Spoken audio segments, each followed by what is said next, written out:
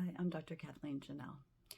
I've been getting some questions lately about hormone replacement therapy options. And what I'm going to do is I'm going to make two videos.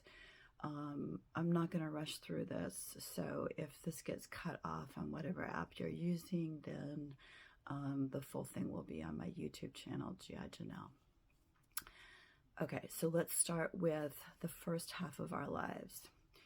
During that time, our reproductive years before menopause, what's happening obviously is that we're going through these monthly cycles of hormones where the hormones are increasing, decreasing throughout the course of the month, and then that cycle is repeated.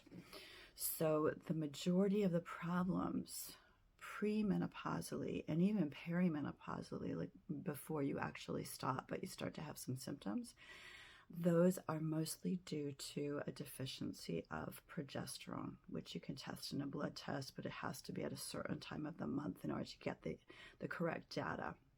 So the reason for that is because the ovaries are what produce the progesterone and the estrogen, and the adrenal glands also use progesterone as their raw material to help you deal with stress. They turn it into cortisol. So if you live in North America and you're female, chances are you've gone through some stress. And we handle stress differently than, say, other animals, right? Like if a deer gets injured, they're going to rest until they feel like they can go again and let those adrenal glands regenerate, and then they're going to go ahead if they can. So with us, we just push ourselves through. So stress becomes chronic, and that means that we're borrowing from the reproductive system. We're borrowing that progesterone, and also stress increases estrogen. So now I've got two things happening. The progesterone is lowering, the estrogen is increasing. We call that an estrogen dominance.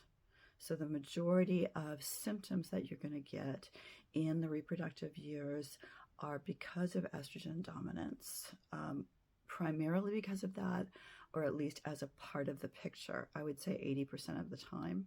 So we're talking about uterine fibroids, we're talking about ovarian cysts, we're talking about heavy menstrual periods. Not so much irregular menstrual periods, but that can play a part. What else have we got in there? PMS symptoms, and also migraines and headaches right around the time of the menstrual period. So all of those have to do with an imbalance of progesterone and estrogen, and an estrogen dominance as a result of that. Estrogen is proliferative.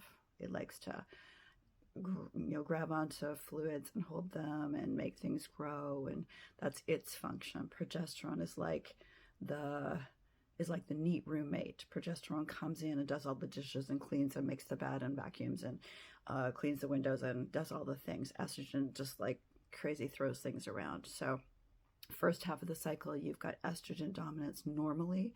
Second half of the cycle, you should have a progesterone dominance, and that's when you check if you want to see, are you in estrogen dominance at the wrong time because you don't have enough progesterone. So treatment-wise, there's two ways that I have learned over the past 25 years to deal with this to get some good results for my patients. Number one, there is an herbal and nutrient treatment that actually works really well. And that is a combination of herbs that will tell the brain to tell the ovaries to increase progesterone, and then a nutrient treatment to help the liver metabolize estrogens so that you're getting rid of the excess and you're building the deficiency. Again, that can work really well. I'm almost surprised how well it works because it's such a low risk, low invasive treatment. It's all natural. The second way that I will deal with it is to use bioidentical hormones. The bioidentical part for hormones is incredibly important. In fact, all of the information from the studies that came out using hormone replacement therapy back in the late 90s and early 2000s, they weren't using bioidentical. They were using pregnant horse urine estrogens. And so those are not the same molecule as what our body makes. So you don't have to be a doctor or a scientist to go, hey, that might not be a good idea. That might be a problem. So those are still available, and those are the ones that your doctor might be like shying away from. Like, you can't do hormone replacement therapy. It's going to cause cancer. It's going to cause blood clots are the same for both, but it's going to cause cancer or other problems. They're talking about the non-bioidentical type. So that covers the reproductive years of hormones and problems with hormones and what to do about it. Let me tack on one more thing, is that in terms of, again, that problem of estrogen dominance, a lot of the chemicals that we are exposed to in our environment and in our foods, those are estrogenic chemicals. They bind to that same receptor. So on the spectrum of strength, if our natural hormones in our body or the bioidentical hormones are like in the middle, then the plant-based hormones are 200% less strong. The xenobiotics, which are the environmental chemical hormone mimickers, are 200 times as strong.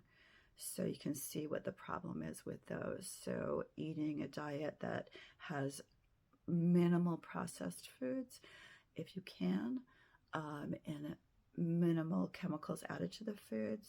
So you're non-GMO. I should make a whole nother, I think I will. I'll make a whole nother video about GMO. That's a good idea.